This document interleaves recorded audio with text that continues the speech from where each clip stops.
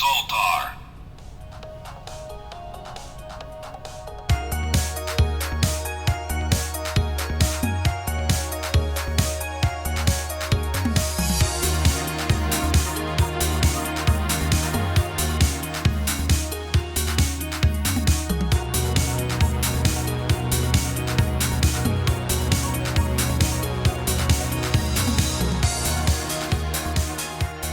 Emily, can you see on this thing how Kelsey and I look? Are we like framed nice? Yeah. Okay, perfect.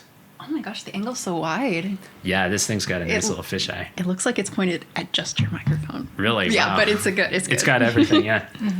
All right, so I think we're going. We're rolling on all our cameras here, I believe. We need those reactions. Oh, yeah. What's the point? It's just me talking otherwise. Yeah. And this is very audience participation Oh, okay. encouraged. Like, ask the audience. Here we go. Welcome to the PowerPoint party. Today, the gang is going to convert to Mormonism. So this is about the theology of Mormonism explained. I'm not Mormon, just a fan. Just a fan. How did you become a fan of Mormonism? That's a good question. When was your first exposure to it? I mean, I'm sure in church people said some mean stuff about Mormons. Oh, yeah. I definitely encountered that. Kelsey, I bet you encountered that. I mean, we both went to Catholic school. There's talk about like crazy folks in Utah. Yep. People. Yeah.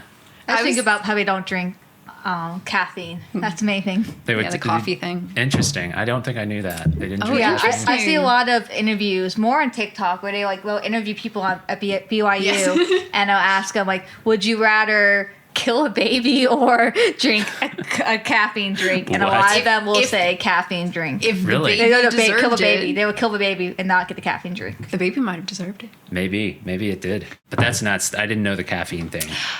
It's a coffee. We'll get to it. All right, so Diet Coke might not be an offense. There's a quiz later, so we'll find out. As I'm drinking Diet Coke right now. Yeah, I think it's just a YouTube spiral. Mormonism is very similar to fundamental Baptists, which is what I grew up with. So Okay. it's the same sort of damage. But first, we need to discuss the word Mormon.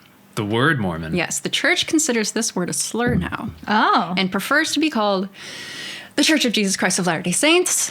So going forward, we are going to be using the acronym CJCLDS. CJCLDS. All right, I'll see if I can memorize that. Okay. I mean, Mormon is just Mormon. It's just moron with an extra N. No, so. you can't. We're being nice this podcast. Yeah, I just get why they wouldn't want to be called that. No, I can see that. If somebody was going to call me like an idiot, I'd be like, no.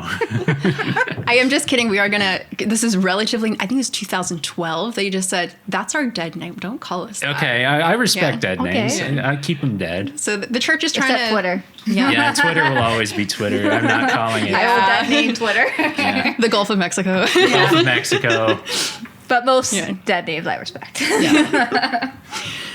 So Mormon, they changed it because they want to look more normal churchy. They don't want to be too Mormon. People have associations with the Exactly. word Mormon. The word actually comes from the Book of Mormon. Mormon is a place. It's a place, so And interesting. A prophet who's named after the place. So there's a prophet named Mormon. Oh. He's the one who compiles the Book of Mormon, all these ancient texts. Okay. So that's why they're called Mormons. I didn't know that. That's insane. No idea. It's like, what if they called Christians Bethlehems? Exactly.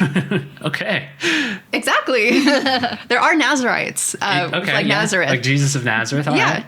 Yeah, so in the beginning, everything that has existed or will exist is present in the universe. Every single one of us are spirits bopping around in what is known as the pre-Earth The existence. pre-Earth existence. Exactly. Particularly our pre-Earth.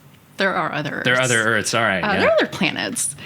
So the setting of our story, so our Earth, begins on the planet Kolob. Kolob? And I put a star here because that's not actually the planet name. That's the solar system name. Oh, so it's a whole like star system, and Yes. the planet is like Kolob 5 or something? I don't know. I could not find the planet name, but the star is Kolob. So it's the star Interesting. system. I'm going to call it Kolob 5 Yeah. because that sounds like something from Star Wars and it's kind Exactly. of cool. I mean, half the reason we're doing this podcast, by the way, about Mormonism Yes, is because of the Star Wars podcast Exactly. we did Yeah. like a couple weeks ago. It's all connected. Because it's connected. And I mean, this already sounds like the stuff we talked about with Star Wars, about like the universe before the universe, where we were before everything we knew. You're going to lose your mind. And Kolob actually sounds kind of like Kobol, which was one of the Yes, Earth worlds exactly. from Star Wars. Yeah. You got to go back to the previous episode. Yeah, this all connects. So this is where our God, the Abrahamic God, lives, known as Elohim, which is the Canaanite name. Not Canaan. Oh, yeah, this is the name God has in the Bible. It's a Canaanite word that just means spirits or gods. It's in the plural. Interesting. Not because God is more than one God, but it's called the plural of majesty. So it's like the royal we. Exactly. Okay. Exactly. So that's where Elohim lives Elohim. on this planet. So 1 year on Kolob is 1,000 years on Earth. Oh. Ooh. And God was a spirit child born to another God who became a physical man and ascends to godhood. So, and this, you can do this too. So it's something we're all kind of on the path to on this Mormon Exactly. quest. All right. Exactly. And I'm getting the creation story from the book of Abraham, which we will talk about later. All right. It does feel like science fiction. Yeah. In the best way possible. Yeah, Like, It does. fascinating. And so every planet, star system, and the universe is ruled by a different God. okay. This is just Makes the one sense. that is important to The us. one we know is just the one that's Yeah. important. Okay. Yeah. So this picture's from an anti-Mormon cartoon. Anti-Mormon cartoon. Yeah. But I watched this YouTuber who was his ex-Mormon, and she said this is the theology, though. So like they got it right. They got it right when Yeah. they're researching to like defame them. Exactly. Interesting. It's just a funny little cartoon with the craziest images. So Elohim is also known as Heavenly Father, is a separate being from Jesus. So in most Christian denominations, there's the Trinity, Jesus, Holy Spirit. yeah. All about the Yeah. same thing, just Yeah, different they're all- forms. Exactly. They're all the same being. So this is a little bit different. I already talked about the plural of majesty. So Elohim is in a polygamous marriage in heaven. All right. Married to a bunch of like angel babes. Yes, Or whatever who are those all are. Mormon blonde. Mormon, yeah. Yep. Looking the part. And part of this is, I think, to avoid incest because Elohim and all these celestial wives, they are giving birth to every single spirit baby that will exist. So they're keeping the gene pool wide. They're think not so. like, trying to commit any incest. So Yes. that puts them above Star Wars already. I mean, there was some incest in there. They're trying. It's a Yeah. decent effort. So for these spirit wives, it's just constant sex, constant babies, no birth control, no hope of menopause. No hope. So that's The relief at the end of so we all can become gods, but women have the fortune or misfortune to be eternal wives. your And baby factories. Exactly. There might be a heavenly mother, singular. We don't talk about her. Oh. There are like hymns to her, but we don't talk about her. Interesting. So is it Yes. that she was like erased, or is it that she's just is there a story? I'm wondering. I think because of the spirit baby thing, there has to be a mother. But also, marriage is really important. So you gotta have a wife to the husband. So I think that's why there's a heavenly mother. So they just assume the existence of one, but they kind of don't want to talk about it. They don't Yeah, you really don't want to wanna- worship. No, okay. We can worship Joseph Smith. That's Kind of. interesting though, because there was that stuff in Christianity about like the wife of God that was Yes. erased from the text. Yes, I thought if it Asherah. was like that, yeah. No, but not I'm like sure that. Mormons would like point to Yahweh's Asherah and be like, "Oh, obviously it reinforces our beliefs. Obviously, Yeah. in the pre-Earth existence on Kolob, Jesus and Lucifer, the two eldest sons of Elohim, they have a PowerPoint party Wow. Okay. on who should not rule the new Earth, or they're creating the Earth. They're going to send all your spirit babies there. They're like, who's going to be the savior of this new world? And so Lucifer and Jesus are shooting their shot. So yeah, two eldest. I guess they were born of Heavenly Mother. The crazy. heavenly mother Specifically. we don't talk about. Didn't expect them to be siblings. That's really interesting. Yeah. Lucifer's idea is no free will. Everyone just goes to heaven, becomes gods. Fast track. Fast Easy. track, Okay. yeah.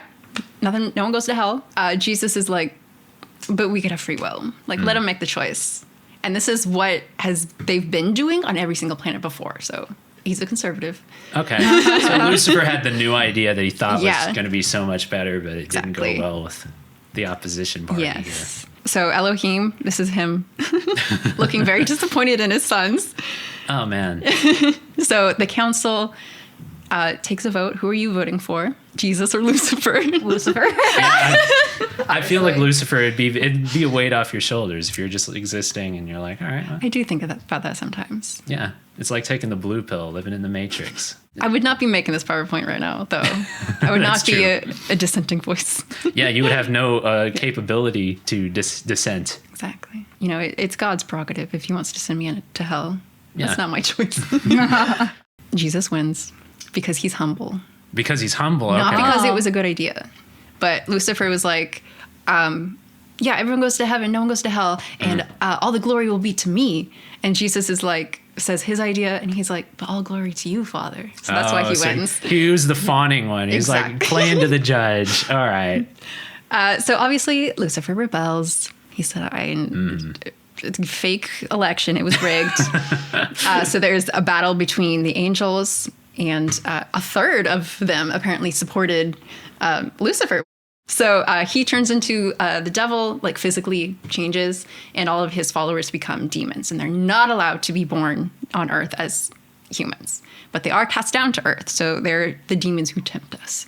Interesting. And try to get us away from the true gospel. So this gives you the actual ratio. They tell you like how many of them exactly it's so interesting. fell. Like they just always made that so ambiguous when you heard those stories fell. about like standard Christianity. Okay. And everyone who stayed neutral, like they didn't fight on either side, they were given the curse of blackness. The curse of blackness. Yes. So they became black people. Exactly. All right, a little racism sprinkled in, bit. you know. So this was kind of the vibe until the 1970s. Mm-hmm. So black men could not be bishops until 1978. Really? 1978 seems that's a very late. long time. Yeah. Allegedly, there were black bishops during Joseph Smith's time. Mm-hmm. I did not look too far into that, but the records are sparse. It could have happened. But this is actually, you would think this is very like, oh, this is the Mormons. They're being really racist. This is so unusual. But this is actually pretty common in fundamentalist, not specifically the war, and this is what makes you born of a certain color. Mm-hmm. All the valiant warriors who fought on the good side, on Jesus' side, they were born into Mormon families. Oh. So they get a leg up in the world, and they're called white and delightsome. White equals good, yes. Blonde equals good. All right, this is not similar to anything nefarious that we know.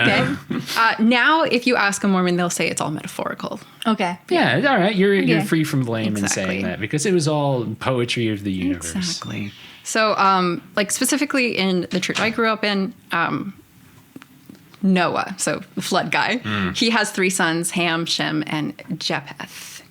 And they all have descendants who go on to become like the nations of the world. So Ham becomes like Egypt and Cush and all these other African countries. Shem becomes all of the Semitic peoples, and Japheth is all the Indo-Europeans, so the white people. So if a fundamentalist makes a genealogy chart, they will put it all the way back. If you're white, you were a descendant of Japheth.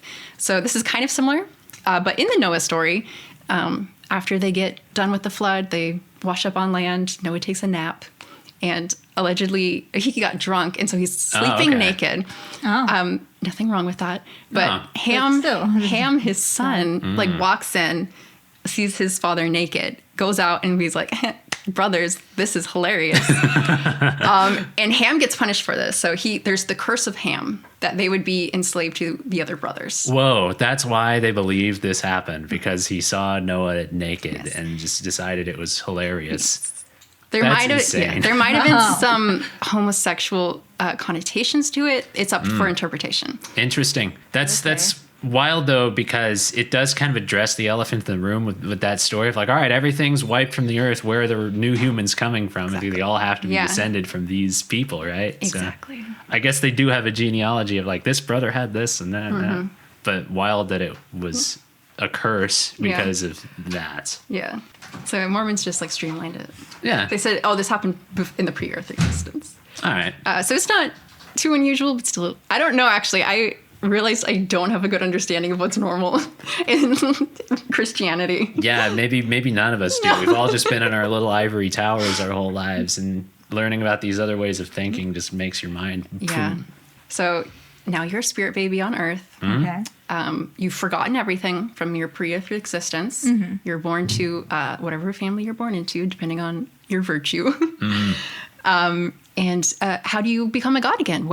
How do you get back to heaven? So first would be great if you were born into a Mormon family. Oh, okay. Head start. Yep. So there are 4 places you can go in the afterlife. There's the celestial kingdom, which is the heaven, the Elysium. There are 3 tiers. So if you were like married in the church, you have a celestial marriage, you can go live there, like in the center, the best place. If you were baptized, you get into like the 3rd ring and the 2nd middle ring. If you've had your endowment ceremony, which is kind of the equivalent would be confirmation. Okay. But it's different from baptism. Yeah. So that's like, all right, you've accepted it enough that you can kind of consciously choose, like, I confirm this. That's what that is essentially. Not really. Not really. There's more to it than that. A little bit more. It is because you have to be an adult, but the age of accountability is, I believe, 7. So they can say a 7-year-old can do this? No. That's you have to be an adult. Oh, okay. Knocking this mic around. You're good. But if you were just a good person, not necessarily a Mormon, probably still have to be a Christian, you get to go to the terrestrial kingdom. So I believe I might be getting this mixed up with Jehovah's Witnesses. But, oh, wow. I know at the end of the world, the earth is not destroyed. You can still live on the earth. So obviously you want to be in heaven, but you could also live on earth in like... Just keep on going. Just keep going. Okay. Yeah. Then there's not quite hell, but the telestial kingdom. This is if you were a bad person or if you've just never heard the gospel, this is where you go.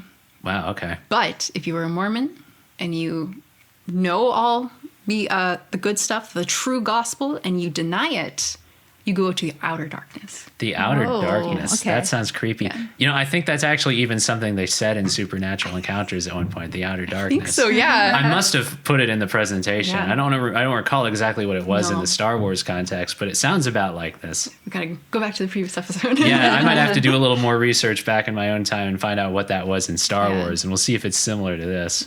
And this infographic has it as like another realm, but I believe outer darkness is just oblivion. Like just you are existing. Erased. Yeah. Oh. I believe. Interesting. Okay. I might be getting it mixed up with Jehovah's Witnesses. Yeah. But they are pretty similar. Interesting. So that's how you get back to heaven. And then once you're in heaven, you can, I believe it's only if you're in the celestial kingdom, you can go on to become a god and create your own planet and birth your own spirit babies. So it's like a life cycle in a weird way, or like an evolution kind of thing where the gods make human spirit babies that get to become gods again, that make their spirit babies, and so on and so forth. Exactly. This is all imparted, all this knowledge, unto a young Joseph Smith. Oh. So one day he's living in like the early 1800s in New England. So he went out into the woods one day and he's praying to God. He's about 15 years old at this time. He's praying to God, like, what church should I join? There's so many denominations. Which one's true? And 2 personages appear to him. At first they're angels, but later he says they were Heavenly Father and Jesus. Oh. And God tells him all the churches are false. Not only false, but corrupt. They corrupt the teachings of Jesus. Oh, okay. And the true gospel will be told to you, but not yet, later. So it's just a teaser. They yes, give him a exactly. teaser and say, stay tuned. So he's 15 at the time. He does not tell a soul. And he hadn't eaten any weird mushrooms that day? Or he was in the woods. I don't know. Maybe. Yeah. He was praying. He was meditating. But I mean, even if he did, I mean, a lot of religions come from That's like true. religious, like they take drugs and they see gods. I mean, unlock a part of their mind. Yeah. So he actually tells, I believe, a bishop, just one person, but he keeps it a secret otherwise for a decade. And then he does not write it down or like make it doctrine until a decade after that. Wow. Okay. So, of course, there are I said about 4 different versions. There's more than that. Just like small things that change, like angels to God and Jesus. How they appeared. Like one story was like they were a pillar of fire. Other times they were just a person. Okay. It's just, over 2 decades, things change. It's whatever you want them to be. They're angels. It's like Ghostbusters. I think about that all the time. And they say, like, I thought that was a man. And the Ghostbusters say, like, no, it's whatever it wants to be. It's a celestial being. Exactly. So I think about that for any kind of thing from the heavens or from another dimension, That's how they be, if they can. So the scriptures, there's 4 parts to it. It's called the Quad. Oh. It can be all compiled in like this brick of a book. Yeah. Of course, we have the Book of Mormon, which was translated from golden plates that were ancient Native American relic. They're the Doctrines and Covenants, which I believe were written by Joseph Smith himself, and they're the history of the early church, the Mormon church. And there's the Pearl of Great Price, which was translated from an ancient Egyptian papyrus that Joseph Smith bought off of a traveling salesman. And that includes like the Book of Mormon and its other lost prophets, like stuff that should have been in the Bible but were lost. So that's sort of the backstory of this. They're saying it's sort of apocrypha. Yes, stuff exactly. That could have been in the Bible but was not for some reason. Exactly, because some of it was in America. Yeah.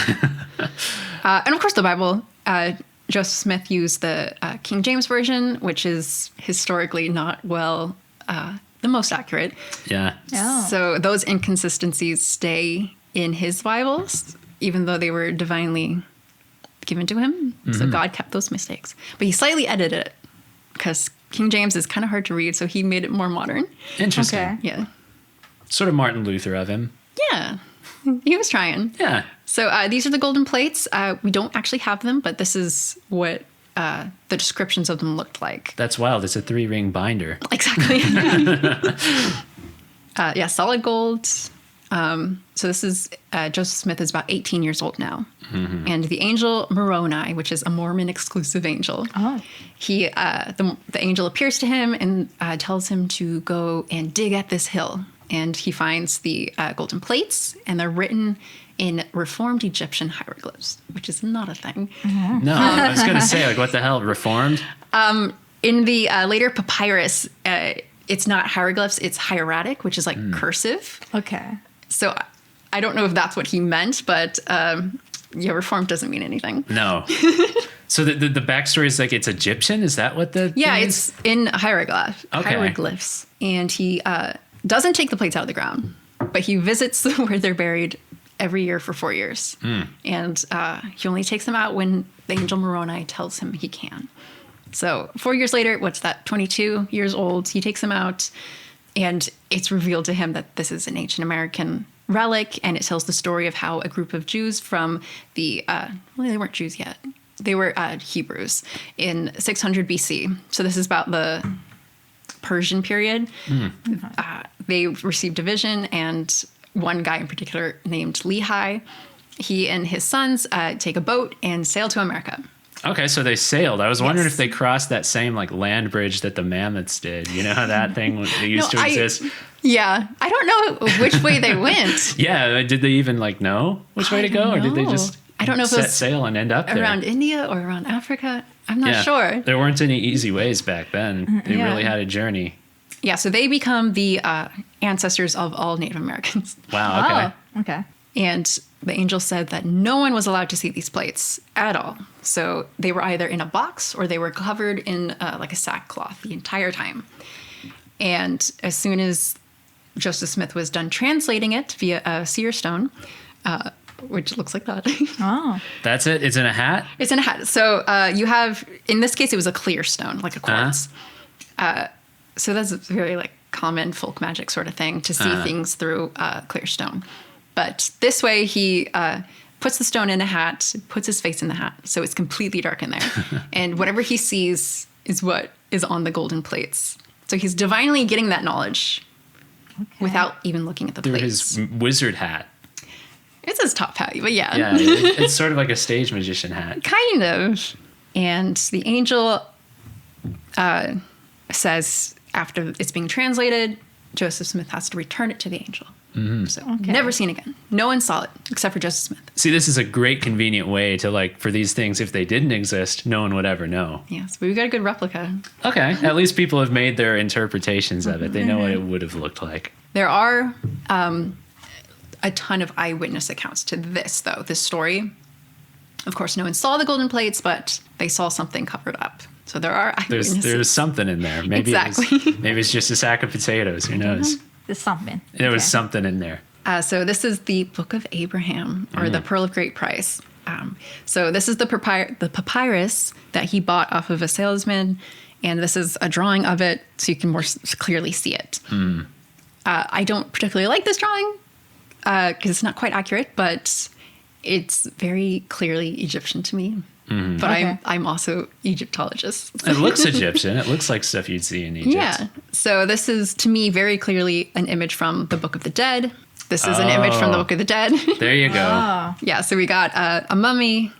We got a knife for cutting out your organs, and the canopic jars where you put your organs in, like your liver, your lungs, your heart. Oh, I used to know all of them. But it's very clearly the Book of the Dead. But I believe he thought this was the Book of Abraham because it tells the story of how Abraham sacrificed his son, Isaac. So I guess he thought that was what was going on. Interesting. I can see how you would think that if that was the story you knew and you didn't know anything about what they actually believed in Egypt. Yeah. Maybe that's the closest thing you would think it is. And just if you wanted to match it up to the papyrus.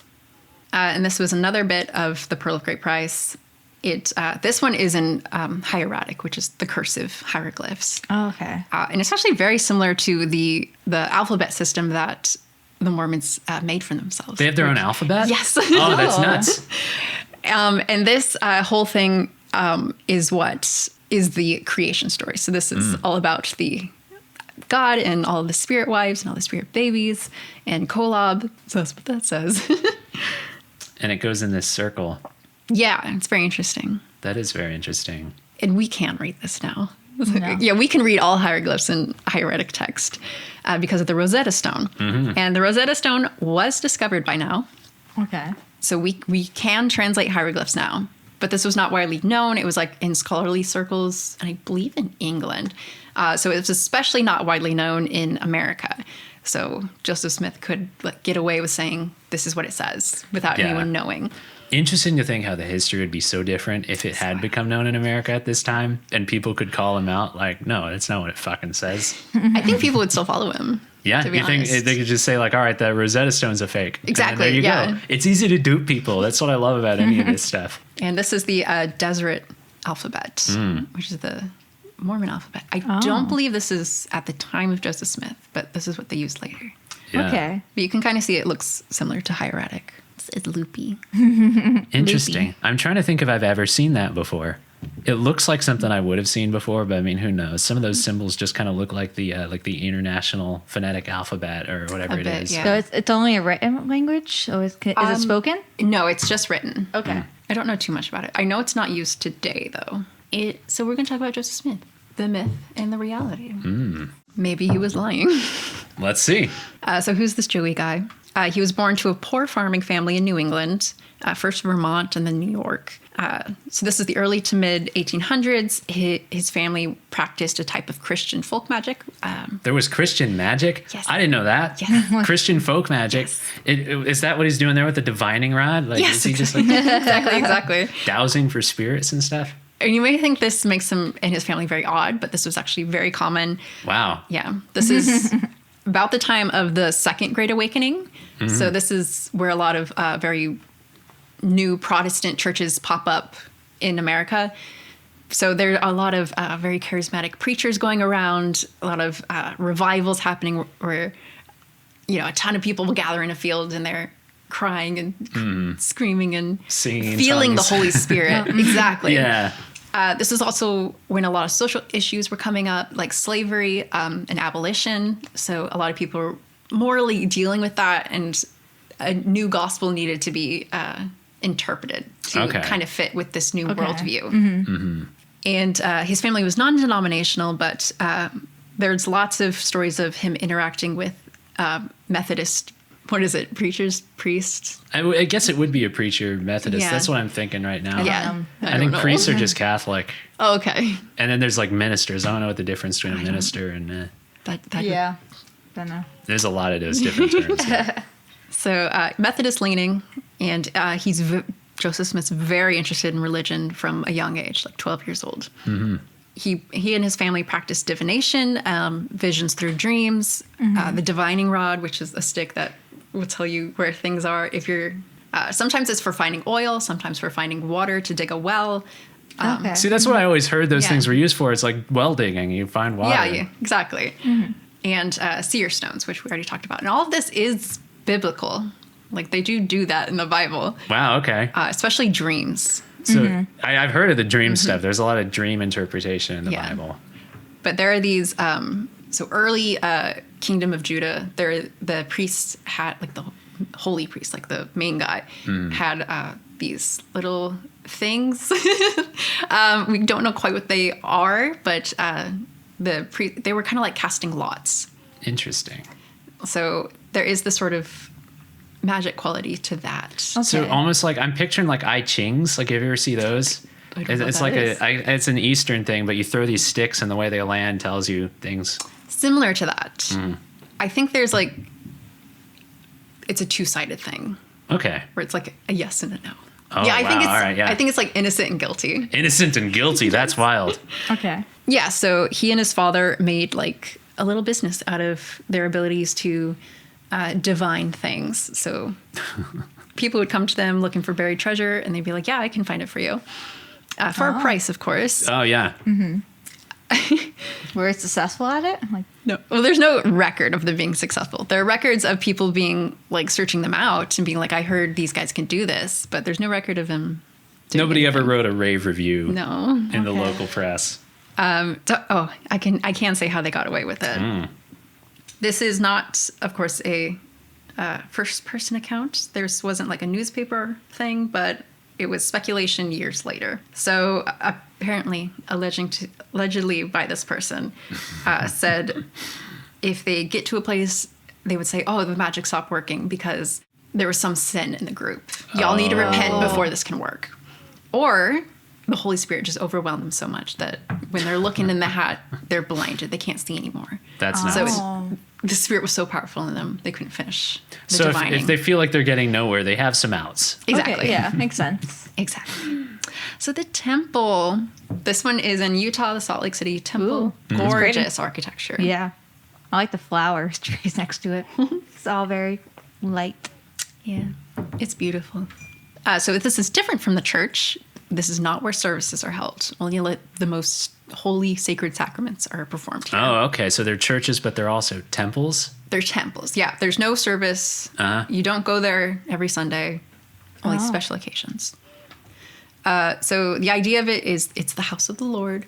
Kind of like Solomon's temple, which was the temple that everyone talks about that needs to be rebuilt before the end of the world. And the only place you should be worshiping if you're early Judean kingdom. And this is allegedly the closest to what heaven should look like in the Mormon cosmology. Is there like an architecture to it? Like, do they think that's heaven architecture of some kind? Or I'm wondering about that. I don't think it's the specific architecture because there are some wild looking temples across the country.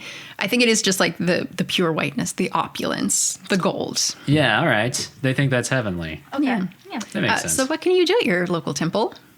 You can visit the lobby, as we're all non-Mormons. We can't go in very far. But they That's got, beautiful. yeah.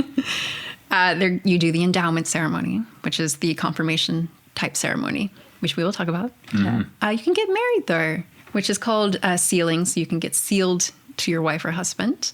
And if you are sealed, you are a forever family. So when you go to the celestial kingdom, because you were good Mormons, you will be together. Okay. So that's how you ensure that you stick together when you go to the next place. You got to Exactly. seal. There's before no you like go. death do us part. It's you're together after. So that. so you should not be divorcing because this includes like your children. So Yeah. if you divorce, you might never see your children again in the celestial kingdom. Interesting that they say that. So the stakes are high. So when you go to the temple, you would wear these temple clothing. So, and this is a drawing from like early Joseph Smith era. So it hasn't changed too much. This is for the endowment ceremony. It's sort of Adam and Eve cosplay. That's what it's based on? Yeah. Oh. So like the green apron is supposed to represent like the fig leaf. Oh, like the loincloths. Okay. Exactly. I would not have picked up on that. That's crazy. There's a sash, but otherwise just all white, pure clothing. Uh-huh. Women wear a veil, and men wear this sort of like baker style hat. Like a hairnet, like a bonnet. Yeah, a bonnet. And during the ceremony, so the woman in the drawing, she has a knife. So this was changed somewhat recently. So you do a whole bunch of oaths and initiation, like handshakes, and you're given secret names. And at one point, one of the oaths is, I believe in the church, kill me if I say otherwise, or something like that. So there's some knife play. That's what they used to do. Yeah, so originally there was like, I hope a fake knife where they would pretend to like cut their throat at that part. Oh, man. Then it was changed to just like a hand gesture, and now it's gone. Okay. No, we don't do that anymore. No throat cutting. Yeah, don't do that. No encouraging that. Yeah. The thing about secret names is you get it during your endowment ceremony. And when you get married, if you're a woman, your husband can know your name. So he can call you forth from the grave at the apocalypse. But you are not allowed to know your husband's name. Oh, okay. I think this has something to do with polygamy. It would make sense that way. I mean, it's Yeah. got to be stilted for a reason. Yeah. But that's nuts, though. Yeah. And is that to like call your like wife to go Yeah. to heaven with you Yeah. to some degree? Okay. Exactly.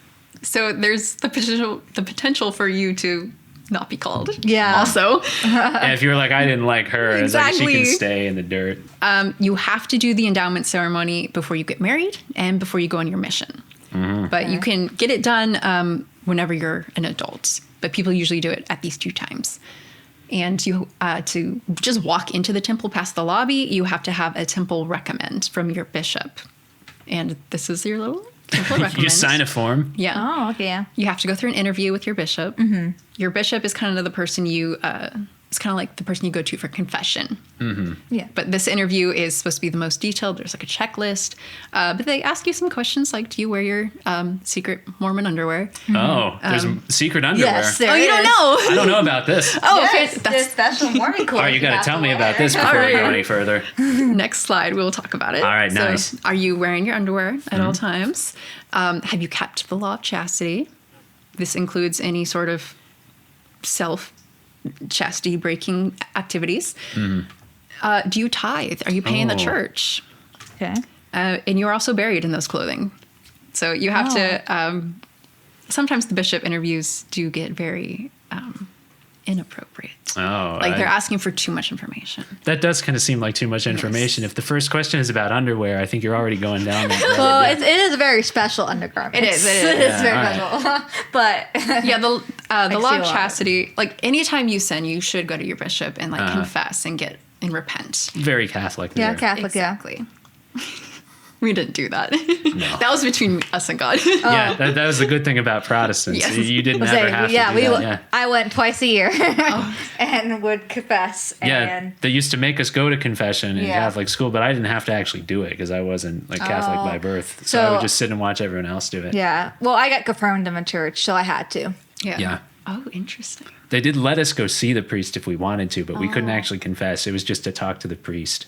Yeah, It was it like a was weird little stand-in ceremony. Oh yeah, there's like to confess you have to do there's a whole like things we have to say to each other before we can do it, and there's a lot. There's a whole process to it. I always heard they gave you like a medication almost. It was like stuff you had to do afterward to like make it Oh right again. yeah, you can. Some people will make you do like 10 Hail Marys, make you Oh, do the yeah. rosary, that kind of thing. My he never made us do anything. Really, it was just done. It was as like soon as you said it, yeah. Yeah, you said it. It was done.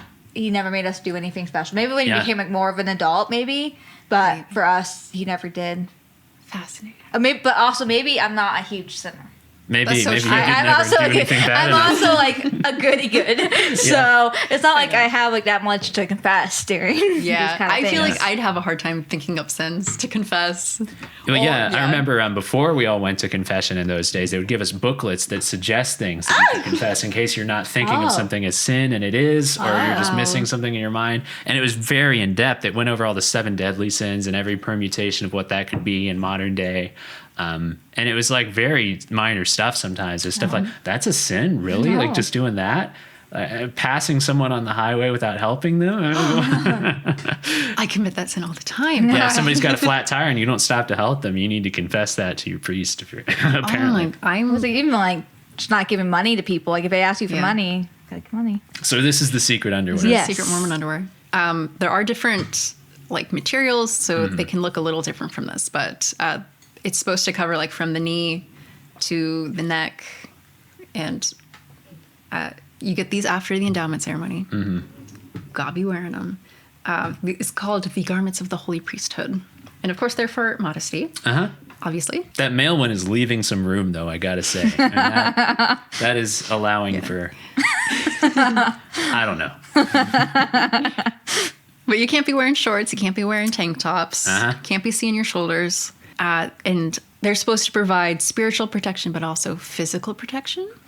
Some people believe physical protection. Like if you're in a fire, then whatever skin is not being shown to the fire would not get burned, sort of thing. Okay. Interesting. Not everyone believes that. It's just a little bit of superstition. a little bit. Okay. But it's giving me Mandalorian vibes now. The whole like, don't remove your helmet. You receive your helmet, and then like you have to wear it. Oh, for sure. Yeah. Yeah. So allegedly, if you're wearing it, you will be less tempted to evil. You wear it at all times, except for taking a shower, swimming, or working out. Okay. So there's like a funny thing, like at BYU, you always see girls in like yoga wear, like we're just going to the gym. We're about to go to the gym. That's how they get around it. Exactly. It's a loophole. And this is what they originally looked at like during Joseph Smith time. And there's a ton of evidence for Freemasonry connections. So Joseph Smith did dabble in Freemasonry for a very short time. So there are these symbols on the underwear at like the tops of the 2 breasts and then by the knee. And they are the symbols pretty clearly of the Masonic Lodge. Mason's tools. Yeah. Exactly. Okay. There was a connection for sure then. Yeah. Yeah. I kind of can't deny that. Yeah. And also, do you remember the handshakes during the endowment ceremony? That's what that was from? It is It's Mason almost shit. the same. Oh my God. Yeah. Almost the same. To get to heaven. Oh, yeah. So in the endowment ceremony, it's sort of like a tutorial on how to get to heaven, like what's going to happen. Like there's, you shake a hand through a veil. So there's like a veil between you and God, and you have to say like certain phrases. You have to say your secret name, do this handshake correctly, and you can get into heaven. Okay. Oh. Very grand. Okay. So it's like that when you like write things on their hand. Then just a normal handshake. Okay. It's like a secret club. You got to know the password, the secret handshake. Exactly. That's how you know you're a real Mormon. Okay. And there's a thing called baptisms for the dead. I love these baptismals. They went off with them. It's just Wow. All these cows. I know, they're golden. It's gorgeous. But baptisms for the dead, it's kind of creepy, but with good intentions. So this girl, her YouTube, she was 12 years old when she started doing this, which is crazy young. It's sort of, you are baptized in proxy for dead people. So all Mormons want everyone else to be Mormon, be baptized in the Mormon church. So they have a list of all of their deceased ancestors and maybe like just other people. Holy crap. Oh my God. Yeah, that was close. Ay, ay, ay. Oh, wow. Yeah, so they have a list of all their dead ancestors. And if they weren't Mormon, they will take their name and be like, I'm baptizing you in the name of Sarah Jane. And they're baptizing them. So you can get a proxy baptism if you had like strayed away or you weren't Mormon. Okay. So you got to weigh Can out. that help me get into one of the parts of heaven? I think the outer edge of the celestial kingdom. You can at least get in the zone, but you're not getting your own I'm in planet. the zone. Yeah. Okay. See, non-Mormons got a way out. You just gotta make sure to baptize me. All right. The Mormon missions. Missions, okay. I love seeing these guys around. So this is a trip for evangelizing, for telling people about the good word, the true word. Sometimes they also do humanitarian aid. It's just to any place, anywhere else besides your home. This is usually done right after high school, before university, but that's not like the hard and fast rule, because there's age restrictions. So men serve 2 years starting at the age of 18. Okay. You can go at any time during adulthood, but it starts at 18. Women serve only 18 months, and they begin at 21 years old. And they only changed it recently. Women can now go at 19 years old, so it's still one more year older than... But still not equivalent to the men. Like a little closer, but no, you're never getting the equivalency. Yes. Part of the theory is they want women to focus on getting married young and having as many children. Yeah. So, but because of this discrepancy with ages and how long you go on your mission, usually freshmen in college, like the girls are a lot younger than the guys. Oh. So there's some imbalance. Yeah. Okay. Because the men go out on their missions first and then they come go to back. college. Yeah. All right. Interesting. And you have to be in good standing. You got to have your temple recommend. While you're out on your mission, you have no contact with home. Can't write, can't For 2 text. years? For 2 years. They don't know where the hell you are. No. And you pay to go, and the church chooses where you go.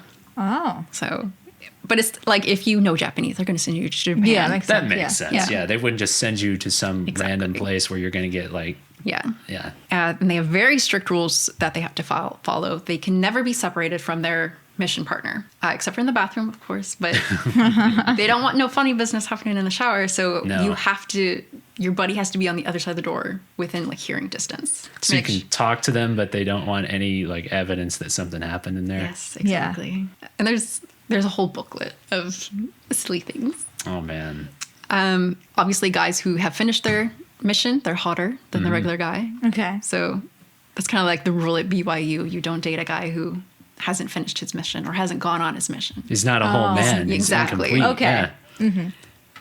Is this the stuff you were saying Twilight was like? There was some Twilight connection I think you mentioned not long ago about like you have to go out and having to go. Oh yeah. We'll get to that. Yes. Yeah, after the coffee quiz. Oh yeah, we got to get to that first. So what's the deal with coffee? So y'all tell me how much you know about Mormons and coffee. Nothing. Awesome. I know nothing. I know we before can't today. really drink it because caffeine, but I also think it's because it's impure or something like that. I will find out. So yeah, is it about caffeine? What about tea? Is it just hot drinks? Well, yeah, I've heard hot drinks. Yeah, Hot but I think drinks it are- also depends because I've heard some people say that they don't drink any caffeine, but I see people say they don't drink hot drinks, so no hot tea. You couldn't have your tea, Kelsey. Wow. So this doctrine comes from this verse. It's talking about like wine and stuff. Like you shouldn't drink wine. So like strong drinks are not for the belly, but for washing your body. It goes on to talk about tobacco and just one tiny sentence. And again, hot drinks are not for the body or belly. That's all there is it. to it. Yes. That reminds you of so many of the Leviticus things that Yes. like all the Christian Yes. kind of things come from. It's just one. But could little- strong drinks be taken as like caffeine because it's technically a drug to the I body? don't know. This is say that's for a strong drink, interpretation. Mormon coffee test. Oh, okay. So y'all got to play. So can Mormons drink it? Latte? I would say no. That's No, coffee. It's hot. It's hot. hot. It's coffee. It's coffee. Absolutely not. No, So what about an iced coffee? that's not hot, but it is coffee. So I'd say no, right? Kelsey? Now I'm all confused. I like caffeine. Still, I say Yeah, this is like the whole is a hot dog a sandwich question. I would say they can drink it. No, absolutely not, Kelsey. Yeah. Okay. You're going to hell. No iced coffees. What about... Oh, you spoiled that one. What about iced sweet tea? That's a no, It's apparently. no, okay. But let's try to figure out why it's a no. So it still has its caffeine, right? That's the only reason why, right? Because it's usually hot because you brew it. Just because To make it? Just because it's tea. Just because it's tea, it doesn't Yeah. matter the current temperature, state, anything. But hot green tea is a yes. Oh, I can have that hot green tea. Yes, okay. Why is green tea the exception? So it's because it's herbal. It's medicinal.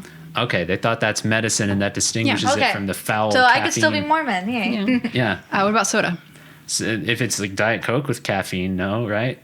Some people say yes to drink soda. Kind of people drink soda, like they drink like Dr. Pepper. They'll say that at BYU. They're like, oh, I'll get my Dr. Pepper and like my dirty Dr. Pepper where I add cream and stuff to it. I mean, they make that Coke without caffeine now. Yeah, but I feel like I say yes, but I feel like some people also just don't drink caffeine. Absolutely, you can have Coke. It's a yes, so it doesn't matter that it has the caffeine. I think it depends on interpretation there. It's not considered a strong drink. I mean, it's literally called a soft drink, so maybe that's why. So what about soda mixed with cream and flavored syrups? Yeah, that's pretty popular. Okay, yeah. Mixed with cream and flavored syrups. Just like a little Yeah, because spritz they call them like dirty Cokes, dirty Dr. Peppers. Exactly. They do it. That's a normal thing. It's dirty soda. Dirty soda. All right, that's fine. That's normal, yeah. So that's Swig is the most popular soda shop in Salt Lake City. Really? Okay, so that's like a Utah staple, the way we have like Chick-fil-A and stuff here. Oh, right? absolutely. Yeah. So is there any rhyme or reason to this that you can think of? All right, so we have all the data here laid out before us. Let's see if we can draw between it. So all the no's, man, I was just thinking, like they the first two had coffee, like actual coffee beans, but then you also had the tea. And then the green tea was good because it's medicinal, herbal. Is it just because soda was like medicinal or something? I mean, it started as medicine, Coca-Cola and all of that. It's just because it's coffee and just because it's tea. That's it's the only reason why there's caffeine. Okay, wow. All right. Yeah. The caffeine is not a factor. No. Did they even know about caffeine back in those days when they made these rules? Did they even know what that was? They probably did. I'm sure. They probably could feel it. Yeah. They just probably knew like certain drinks give you the jitters. They don't know why. So because Salt Lake City is the Mormon capital of the world, they're obviously not going to have a lot of coffee shops. They're going to have a lot of soda shops. So if you go on Google Maps and you type in soda shops in Salt Lake City, you get a good spread. Can't throw a rock without hitting one. Yeah. There you go. If you type in coffee shops in Salt Lake City, this is what you get. The one district. There is that like the sin district? That is I do see a nice little coffee and soda. I know. They're getting a good mix of both. They want you to know. They have all the customers covered. Exactly. So it is about the same amount of soda shops and coffee shops. But where all the coffee shops are located, that's around the University of Utah. Oh, so not the Mormon University. That's BYU, Brigham Young University. So the secular university, that's also where the Capitol building is and Temple Square. So all the touristy spots. But once you leave those couple blocks, it's dry county. Okay. That's nuts. So that they just know that's where everybody from other states is going to be, like university students who came from elsewhere. So they give them the coffee, but anywhere else you're not going to find it. No. The Mormon moms would riot. Can't have my children drinking that. Yeah, you don't need to tempt them. So there are a lot of Mormon connections in media. So Twilight, of course, Stephanie Meyer, she grew up Mormon. I think she's still practicing, but she has said she put a lot of what she believes about like sex before marriage and sort of stuff like that into Twilight. But I believe it's New Moon. You're going to have to maybe correct me. I think it's New Moon. About what? About what things? Oh, sorry. We're going to let you be the Twilight lore master here. I don't know anything. We need your dad in here. The true lore master is not present. We got to phone a friend. So it's either New Moon or Eclipse where Edward's like, I'm a vampire, you're a human. We can't be together. I'm going to hurt you. So he just leaves. Yeah, New Moon. Yeah. Leaves her in the middle of the woods, actually. And he just fucks off for a while. And I think this is a parallel, like him going on his mission. Yeah. Because he is perpetually 17, I think. So he's right at that age when he'd be thinking about that. Yeah. And this very iconic scene of Bella just sitting in a chair as the months go by. Yeah. And there is this stereotype of the girl who waits for the guy who goes on his mission. And there's no correspondence. There's no you can't talk. And of course, after 2 years, you become different people. Like you're 18 to like 21. Yeah, so that's like your coming of age time. Exactly. Yeah. You come back as a new man. Exactly. New moon, new man. Okay. And there are a ton of fantasy and sci-fi authors who were Mormon or are Mormon. So Brandon Sanderson is the one I think of. Big name in fantasy. Yes. For sure. So a lot of these books have like very insane world building, very complex stuff, just like the Mormon creation story. So Star Wars does. Exactly. We know about that. Yeah. Maybe that guy was a Mormon. Joe Bongiorno, who wrote that book. I'd have to know. I mean, I don't know if he says so, but I'm bet. Suspicious. Yeah. And while the author of The Hunger Games was not Mormon, this girl had a theory. This is her YouTube video about it. She had a theory that the capital was located in Salt Lake City, and that the capital culture grew out of Mormon culture. Whoa, that's mind-blowing. Insane. It's an hour, 20 minutes of convincing stuff. See, I remember reading The Hunger Games, and all I remember at the Capitol, because I was obsessed kind of like trying to place where things were, which districts were what, like United States territory. And I remember them saying, like, the only thing about the Capitol is it's like near the Rockies. So that could fit. It could be Utah. Yeah, it's on they go through the mountains to get to it. So it's on the west side of the Rockies, which Utah is. Yeah.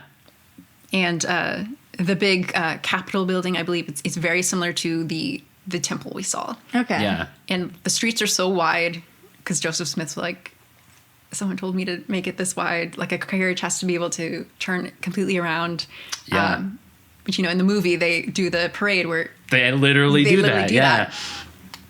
And That's there's nuts. a lot of the Mormon culture is be very perfect, be very smiley, happy all the time, and sort of flaunt your perfectness because if you have the blonde hair and the big white teeth and the big smile and the boob job, then you're a good. You look like a good Mormon. You look like one of those angel babes that like the God had in the spirit days. It's almost kind of like the Duggar, the IBLP, where Gothard was like, I like girls with long curly hair. Yeah, okay. I think it's kind of similar to that. That's very similar. Yeah. I don't think Joseph Smith thought that, but it seemed to have been passed down somehow.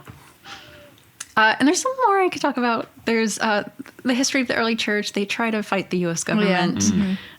There's Nauvoo, Ohio. So Nauvoo was like the original Salt Lake City, but they got kicked out because of polygamy. I could talk more about Mormon culture and the MLMs. Oh, man. I bet there are some, aren't there? BYU culture would have been great to talk about. All the universities. Yeah. There's splinter groups that broke off, like the FLDS, which is, you've probably heard, like Warren Jeff. He had like 100 wives that were underage, a lot of them. He's in prison. Yeah, he is. Yeah. Makes sense. Yeah. I could talk about the whole missionary rules, doomsday preppers. They're preppers? Oh, yes. Somehow I don't doubt that at all. Mormons are preppers. Yeah, I could talk about Tim Ballard in the Sound of Freedom movie, that controversy. Jody Hildebrand, the 8 passengers criminal case. Oh, that's great. Yeah, we should do that one. That's an totally entirely 70 slide PowerPoint. Yeah. Do it. We'll absolutely do this. I love that one. I'm still learning about it, but Yeah. I did talk about the age of accountability. I didn't even talk about patriarchal blessings, which is like where only a man can bless you. I didn't talk about polygamy at all. That's wild. I didn't even. That's like the equivalent of me not saying the word Jedi in the Star Wars one, but I mean. You barely did. And where your tithing money goes. It's a lot of shopping malls. But special thanks to Alyssa Grenfell. She has the really good YouTube channel. She wrote the book, How to Leave the Mormon Church. Oh, okay. The CS letter, which is the like number one thing that makes Mormons leave the church. It's just like this guy wrote a research paper. He's like, I'm trying to work through my doubts. Here's just all my evidence that I have on the church. And it breaks down everything that like all the visions Joseph Smith has. And also this band Mormon cartoon. I need to see this cartoon. This looks incredible. great. It's very old, so it's hilarious just for that. I love this kind of old media that people resurrect from old VHS tapes and stuff. There used to be God cartoons and like Old Testament cartoons they would show us. I think there was even like an anime that we watched some of in school because it was like the Old Testament anime from the 90s. I remember an angel anime that we watched. It was just 2 guys who were angels. See, I specifically remember from this Christian anime, there was scenes of like Sodom and Gomorrah where they smite the cities, and they made it look like the Death Star. Like it was just a green beam of doom coming out of the heavens and like, boom. It was nuts. Insane. Remember, Elohim's always watching. Elohim is watching. And that's it. That's Mormonism. That's Mormonism in a nutshell. Do y'all want to go down to the local temple? Let's go. Let's see if we can get into the temple. Let's see how far we can get in. to get to the lobby. So, I was actually wondering, I was wondering about the temple. Is there stuff in the temple that like you can't see until you get the approval? Because it sounds like Scientology, where like you need to get to. Well, it's that also echelon. like masonry, like that. You can't go into certain rooms without knowing the stuff. Like they're approved. Yeah, exactly. There are only very few videos of the inside of the temple, and they're terrible quality, of course, because they're like filming from hidden way cameras. down. Yeah. So I don't know of any specific things. I know the baptismal is not beyond the doors of no return, because kids got to be baptized for the dead. Yeah. Mm-hmm. So you can see that thing where they have like circle of cows. And I want to see one of those. Thing. Yeah.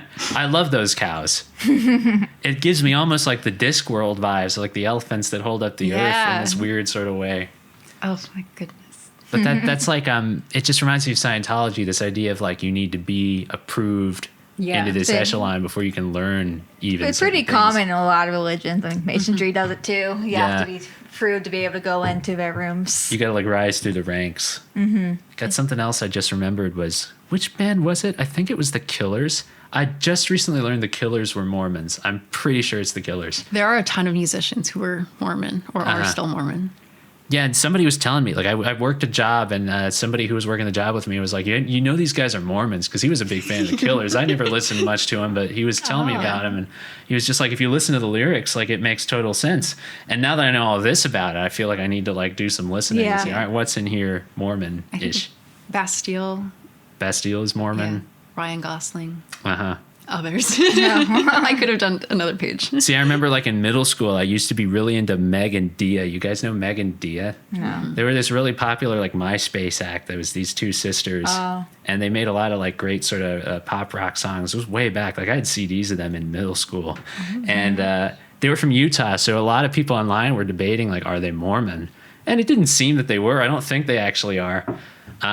But all their songs were just sort of literary. Like it was based on like old like books, like Charles Dickens and stuff. Oh, cute. And so there's no lyrics in there you could call Mormon, but I don't know. I just remember hearing about that back in the day. So it's interesting to think about like which ones are Mormon out there. There are a ton of Mormon influencers. Yeah, that's a big thing I could do. It's like I used to watch a lot of the family influencers, family vloggers, and a lot of them will lead into like Mormonism and all that. And part of the reason Mormon influencers get so popular is because the Mormon church puts so much money into advertisement. So if you mention Mormonism in your YouTube video, you'll get a Mormon ad in front of it. Oh, man. Yeah. They're scouting. They're listening. We're going to get an ad. We're going to get an ad. Elohim is watching. He is. I was trying to make this a GIF so hard because he's just like blinking. Nothing behind the eyes, blinking. Yeah. You'll have to watch the cartoon. Yeah, exactly. The cartoon just begs to be watched now. And I got to find that Christian cartoon, too. Yeah. Because the other thing I remember from that now that I can think of it is the golden calf story, where they're like slaying the people who've sinned. The way they interpreted that in this cartoon or anime or whatever the hell it was lightsabers. Like they were totally ripping off Star Wars, where God just says, incredible. Like Moses comes back to the encampment and they're all worshiping the golden calf. And he just speaks through the voice of God and says, we must slay every man who has sinned. And all the faithful ones just got lightsabers in their hands, and they went after him like, wow. I did not watch those. I just watched VeggieTales. That's all I watched. VeggieTales. There's like an iceberg probably. It's like those iceberg charts of like VeggieTales is the Christian media everyone knows, but you get down to the bottom and it's stuff like this. So we need to uncover it all and talk about it. Just have a viewing party of strange religious media they would show. There is a Mormon cartoon. Do y'all know about Caleb and Sophia? No. So it's a Jehovah's Witness cartoon, but the Mormons like ripped it off. They made their own version of it. It's just these two kids going through problems. And solving it the Mormon way. And Jehovah's helping them. Sometimes Jehovah will help. Yeah. And the girl just has so much anxiety all the time. I'm like, Sophia, I feel you. We all remember when God betrayed us. But I love Mormons. They're the nicest people. They seem like nice people. Yeah. They seem like if you encountered them, they wouldn't be assholes. There are a lot of religious people you can just tell. It depends. I get very nervous because I feel like, because a lot of them are influencers. That's true. So when I think of like some of the bad influencers, I get kind of like, ooh, I don't know. Yeah, they seem like the kind of people where they would give me the ick to talk to, but they wouldn't be like offensively like. I don't know. I think of influencers, but I think of Mormons. Yeah. Some of them are bad. Yeah, some very fake smile. Yeah, very You don't know fake. what's hiding behind. Yeah, there's a lot of pain behind that smile. all the crimes. Yeah. Yeah. Like the Duggars, the sort of baby voice and everything. Oh gosh, Yeah. Oh my gosh, the Jehovah's Witness, they have like the male version of the what was it called? Like the evangelical voice? Oh. The baby voice. That's what they call it, Yeah, the evangelical they talk voice. so slow. Oh no. And is that what they use when they come to your doorstep? Probably. I've never met a Jehovah's See, I've never either. You always hear Yeah. about them coming to people's doorsteps and talking to people. I've never They had were that here happen a to me. few weeks ago. They came to you, okay. Yeah, they were here a few weeks ago. Did you notice anything weird? Well, I mean, we weren't home, but we Aw. saw it on the Ring camera. Huh? All right. We don't let them talk to us anyways. Yeah. Yeah. We saw them on the Ring camera, and Adam responding was like, "We're not home," and they're like, "Okay, well, we'll put this special event on your door or something like that." We were like, "We're not interested." Yeah. But they've come a few times here. Okay, so they're definitely on some kind of patrol around here. Oh, yeah. Yeah. They don't come to my neighborhood. No, Maybe it's yeah, just a lot of like lesbians live in my neighborhood. Maybe they just think it's a lost cause. Afraid. Yeah. Still, You should be really nice to Mormon missionaries. They're like young kids. They haven't been talking to their parents. Yeah. And they're fed by the church that like all worldly people, everyone who's not Mormon, they're awful. They'll treat you so bad. So like invite them in for a soda. Yeah. Prove it wrong. Prove this Make them stuff feel wrong. comfortable. Don't Yeah. not He says, in their "I'm home. not gonna let someone come in my house. I'll be nice and be like, I'm not interested. When Yeah. I'm like a grandma, I'll be the little grandma. Yeah, Come bring and all get the some Mormons soda. into your... I'm not getting murdered. I Yeah. watch too many horror films. I'm not letting random people in my house. Did you watch The Heretic? See what you can do if Mormon children come to your house. Be like, here, I've got a pot of coffee brewing. I know that Here, would be taste like it. my go-to. Like, you want some coffee? It's their Garden of Eden. And they'd be moment, like, aren't Satan, no. Yeah. Like, well, be they? gone. But it's yeah, caffeine. That's not green tea. Yeah. Here's brown tea or black tea. Taste the forbidden fruit. All right, I think that's good. Unless y'all have. That is, I mean, the only other thing I can even think of to talk about is the Star Wars connections, which we've mostly was a already ton, made. yeah. All the stuff about the Celestials existing in this other plane before the Earth existed, the whole like planetary, like make your own planet, the Earth worlds. I think that's, I totally get what you meant when you were saying like that sounded yeah. Mormon to you when we talked about Star Wars lore. I'm going to have to do some digging back into Star Wars to find other stuff that this reminds me of, because there are so many little like almost hooks of Yeah. like, that's familiar, and I read it in that same Star Wars book, The Outer Dark, all of that. And like it was all imparted to one guy who wrote a book. Yeah. But I mean, there's so many springboards from this about like weird religious movements we can talk about. I really want to talk about Raelism eventually, the alien version of the Bible. I really want to talk about the Urantia book, which is another sort of weird planetary version of Christianity with angels flying through the solar system and everything. Wow.